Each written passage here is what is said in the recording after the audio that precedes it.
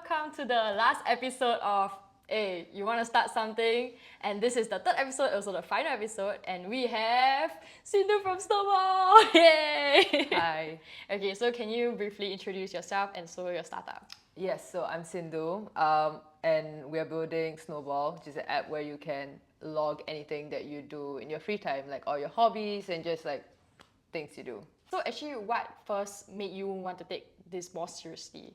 Like take your startup more seriously? So when I went to NOC, and then when I was coming back, I was like, I really want to do a startup after NOC. So at first we were working on like our NOC project as our startup, and then evolved a lot, and then now like what you see right now is Snowball, which is complete, like it looks very different from what we started off with right after NOC. But yeah, like wanting to start a startup was always the plan. Oh, actually, what was the original idea? The original idea looked more like an AI productivity assistant. Oh, and then in the end, you all decided like scrap it. So it was like we when we got people to test, we realized that people cared more about optimizing their personal time. Like there are already so many tools out there that's optimizing your 9 to 5. I see. And the AI productivity assistant was trying to do like your whole life. So you decided to like narrow down to just focus on like your personal time. I see. Yeah. Then if like students like maybe in the same boat as you were in, when do they know whether to start or not? Right, so if you have an idea, just always start, because you wouldn't know if it's a good idea or not. And a lot of times, execution matters a lot more. Like I have seen, people actually have like good ideas, but because of poor execution. I have seen founders who actually start off with bad ideas, but because they are actually really good founders and because they execute so well, they eventually mold their bad idea to a good idea, right? So ideas are very overrated. Like I think the more important thing is to just start, because that's where you start learning. Yeah. So just try and like just be like. Will you say that you're taking it seriously from the start?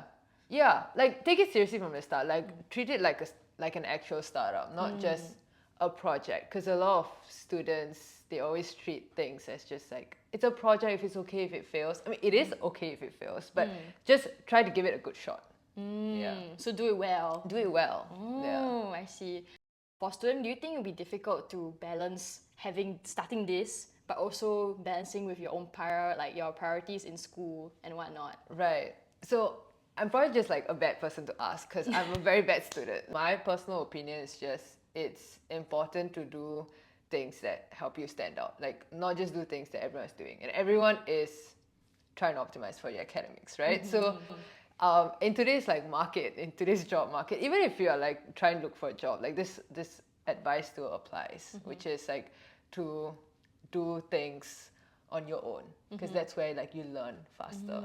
So do real things, try startups when you're in school, and in terms of balancing, like it's okay if your cap isn't like perfect. It's okay if because the reality is that you cannot juggle everything. Like you have to prioritize. And I choose to prioritize because I know some people, they want to prioritize like work, like everything, and then they sacrifice health. But I don't want to do that as well, right? So I want to, I prioritize health. I also prioritize the startup that I was working on. And then for me, like academics was the last, which is not what I recommend, but because it really depends on what you're optimizing for. But just know what you're prioritizing. Like don't try to do everything. Actually, what do you study? Like Business. Oh, so was it quite in line with like what you're doing somewhat? Yeah, because so I chose to specialize in innovation and entrepreneurship. So a lot of the modules that I did, the project, I could just use the startup that I was working on. Oh, so it was I like see. win-win. Oh, okay. You like real life learning, Yes, experiential learning. Exactly, yeah. Put it into practice. Then, were there any point in time where you felt like you were like stretched out too thin because you had so many things on your plate? I think by the time I started the startup, it was already like the last few sems of my degree. And also I dropped honors so that I could have a chill sem, so that I could spend more time on the startup. So it's about, I always emphasize on prioritization, because it's very difficult to do a lot of things. Like always drop things, say no to, my default is always saying no to things. And then spend more time and focus on the few things that I'm working on. Yeah.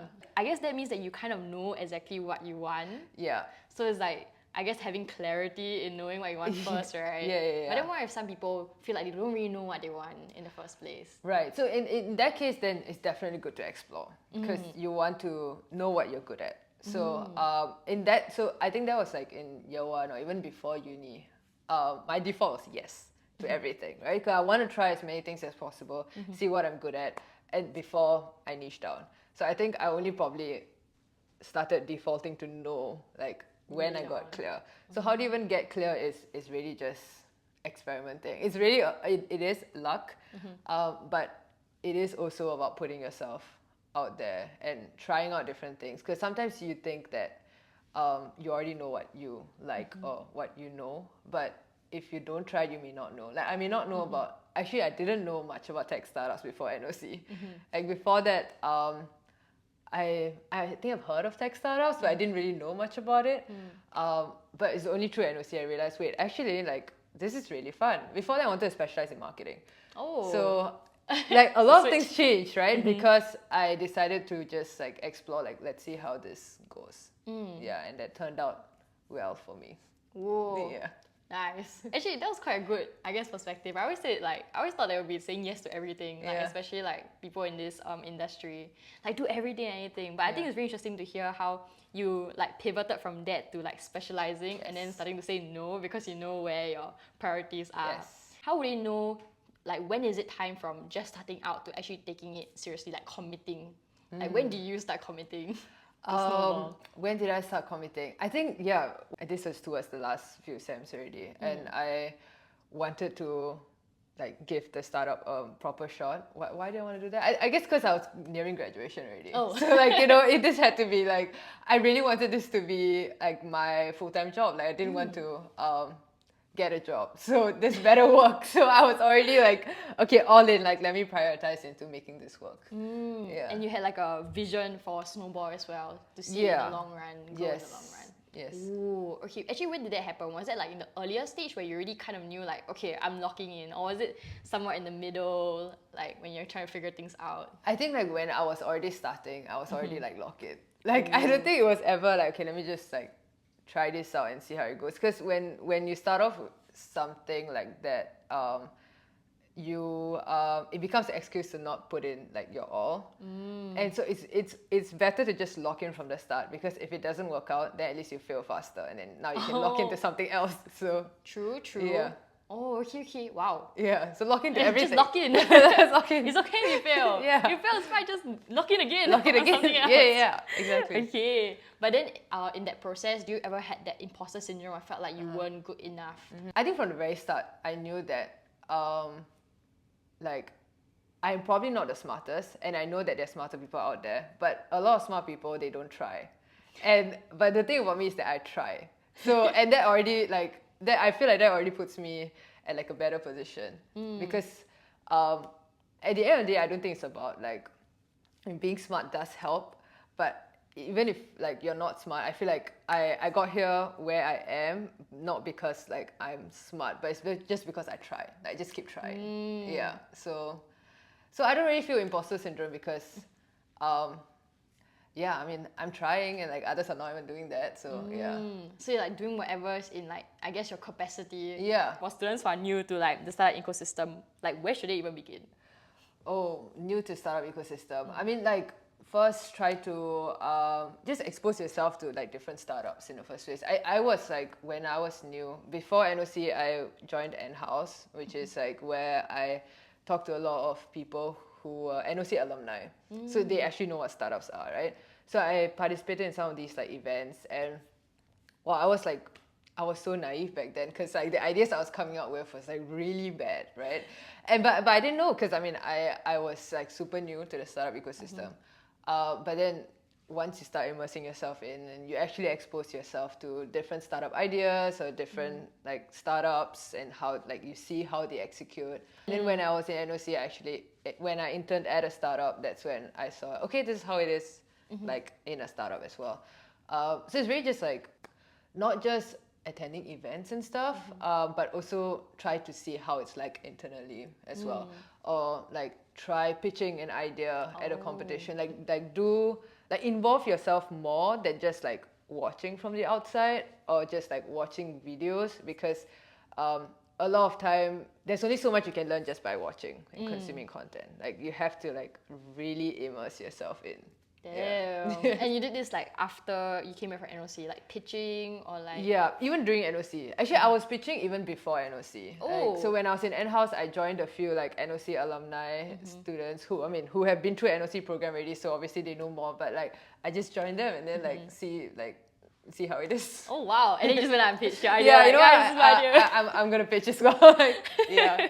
Okay, then how about like, I guess maybe more of like in 𝐬𝐭𝐚𝐫𝐭, how did you start here, and like what kind of support did you receive, like mentors, community? Yeah, so I think I joined 𝐬𝐭𝐚𝐫𝐭 in like right after NOC, right? So, and that was, I think the first thing that just stood out was the community. Like, it's just nice to see like fellow startup founders.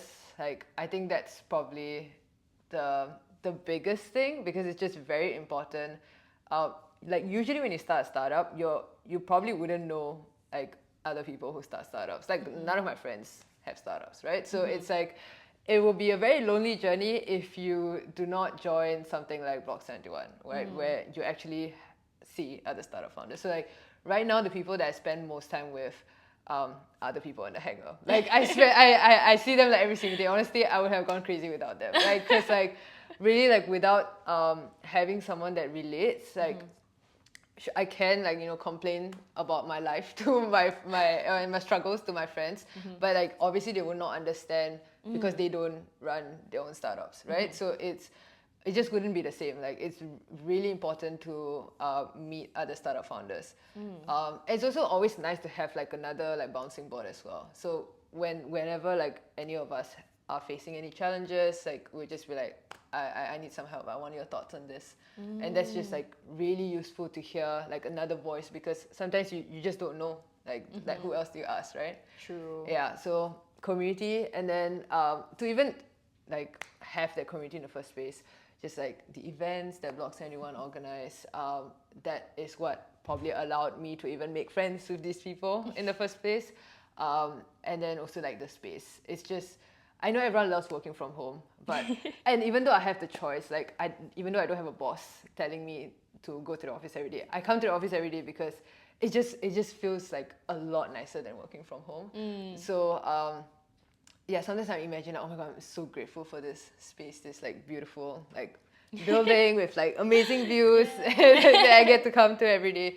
So yes, these are probably all the support that I like really appreciate. I see. Yeah. Wow. Okay. Solid. Yeah. Block 71. Yay. Block 71. Like not all your friends will be founders, or they wouldn't have gone through the same like similar process. Yep. Yeah. So wow, it's like a specialized community. Yes. Lovely. Then how about for, I guess what's one thing that maybe you would tell someone who's a student and looking to do like a startup? Like what's a piece of advice you give them? If you're a student, like trust me, like this is the best time. Like I'm like not even kidding, because like, there's a lot of my friends who are really smart. Like I told you earlier, I'm not very smart. My friends are really smart, but like they don't really try, or they say that, oh, I'm gonna try like later on, like when I'm older. Like maybe I'll work for a few years and then maybe I'll try. And then a lot of time, like life just becomes busier. Like when you're an adult.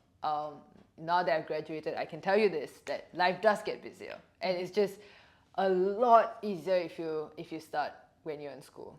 Yeah, when you like genuinely have not much like life commitments, and you have like the safety net. Like even if it fails, like you can get a job afterwards. Like you can get a job anytime, right? But like, can you really start a startup anytime? Because I don't know if I will be as energetic as I am right now, like when I'm older, right? I probably will have less energy, and like at that point, I may not want to start a startup. So just try now. Well, fair point. Yeah. Is this my sign? Yeah, it's a sign. Wait, but I've heard about people saying that though, like right now is the best time because like what you said, if anything goes wrong, it's fine, you're still in school. Yeah. Yeah, if anything's like whatever, just add to my experience, you know? Yeah. But then you never know, it might actually like take off and then become like your full-time job. So like this is currently your full-time job and you're the boss. Yes. Right. Yeah, I guess. Yeah. So how's it working with your team? Like managing your team? I love my team. I mean, without that, I think it'd just be like really lonely. So right now, usually we hire interns from like NUS. So like even during the SEM, they part time, so they come in like on the days that they don't have to go for class, and during summer and winter they do full time. So it's really good. I think I usually like to keep my team like super small. I'm constantly interviewing people like almost every week, but only hire like very little. So because I just like to keep the team under 5, and only then will I be able to actually like focus on each of them. Because when I hire too many people, then I won't be able to focus on like each of their growth, and I really want to make sure that they actually like get value from their internship, like from the time that they are with Snowball, right? So it's not just like I'm trying to extract value from them, but it's like I really want to make sure that you are extracting value from this experience. Yes. I see. Damn, which is a good boss. So then will you say that like being a founder isn't just like your own journey, it's also the journey of other people alongside? It is. Yeah, it's journey of everyone. Also, like it's just so important to have like a support system. Like without my family, I think it would just be like so difficult to do this full time. I see. Yeah. So when you started out, was it just you yourself, or do you like enlist the help of other people? So when I first started out, I had a co-founder, and then he had to leave when we graduated, and then we had interns as well.